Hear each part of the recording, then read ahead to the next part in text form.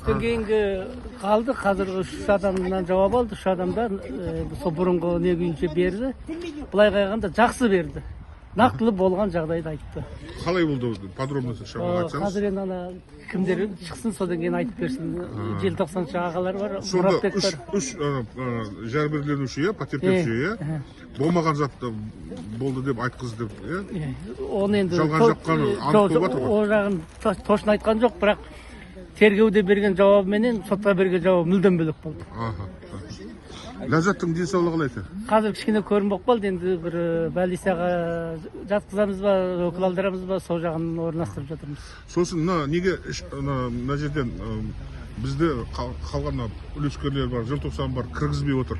Неге ішінде бөлмеде телевизор бар шығаратын? Сол неге бізде көргізбей? О жагын енді адвокаттар шешпесе, мен оны... Адвокаттар мылқау болып қалды ғой вообще, не үшін ақша алып, не үшін сөз жүр? Олардың өздерін соттау керек адвокаттар, лицензиясын алдыру керек. Дұрыс істемеген үшін. Ербол, заң бойынша солай емес пе? Ал они, получается, енді саботаж істеп отыр ғой, адвокаттар. Солай болып тұр ғой. Адвокат емес деп ойлаймын. Енді нормально болып жатыр ма? Дұрыс адвокаттар істеп жатыр.